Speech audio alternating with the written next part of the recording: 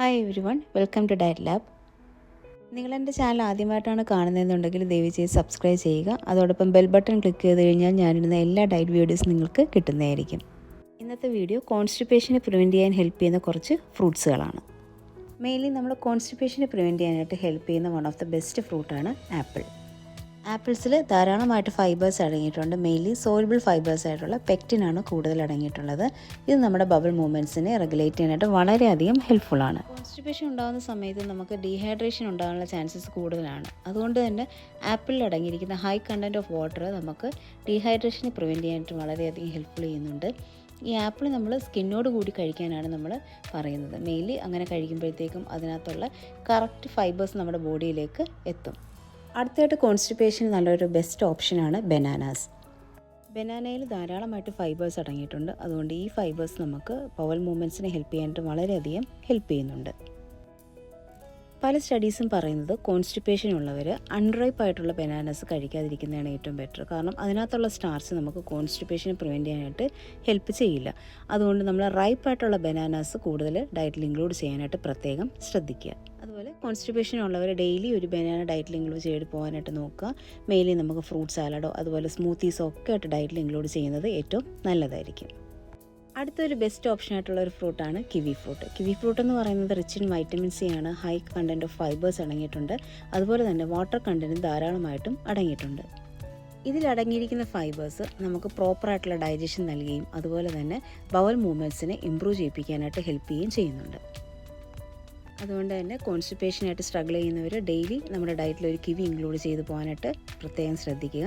അതുപോലെ സ്മൂത്തീസ് ആയിട്ടോ fruit salads ആയിട്ടോ ഡയറ്റിൽ ഇൻക്ലൂഡ് ചെയ്ത് പോകാവുന്നതാണ്. അടുത്തായിട്ട് നമുക്ക് പൈനാപ്പിൾസ് ഡയറ്റിൽ ഇൻക്ലൂഡ് ചെയ്യാവുന്നതാണ്.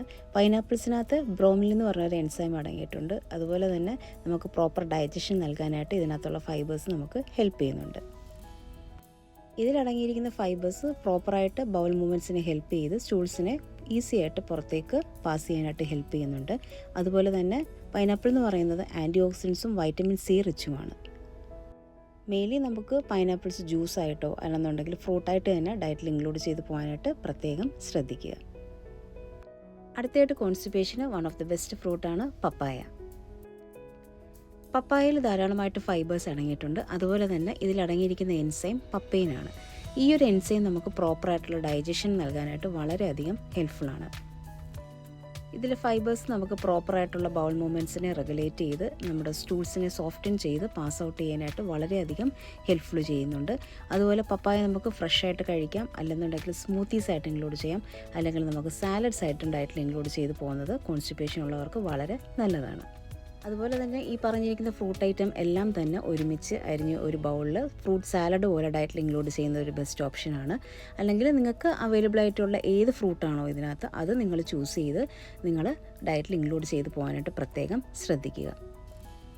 ഡയറ്റ് പോലെ തന്നെ നമുക്ക് ഇമ്പോർട്ടൻ്റ് ആയിട്ടുള്ളൊരു കാര്യമാണ് ഫ്ലൂയിഡ്സ്, അതായത് വാട്ടർ നമുക്ക് ഡെയിലി ഒരു 2 to 3 liters ഓഫ് വാട്ടർ ഡയറ്റിൽ ഇൻക്ലൂഡ് ചെയ്യാനായിട്ട് പ്രത്യേകം കോൺസ്റ്റിപ്പേഷൻ ഉള്ളവർ ശ്രദ്ധിക്കുക.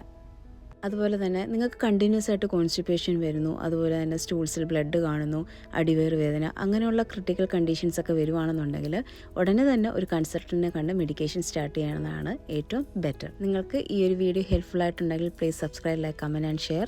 അതുപോലെ തന്നെ നിങ്ങൾക്ക് കൺസൾട്ടേഷൻസ് വേണമെന്നുണ്ടെങ്കിൽ ഇതിൽ കാണുന്ന വാട്സപ്പ് നമ്പറിൽ മെസ്സേജ് അയച്ച് നിങ്ങൾക്ക് അപ്പോയിൻമെൻറ്റ്സ് എടുക്കാവുന്നതാണ്.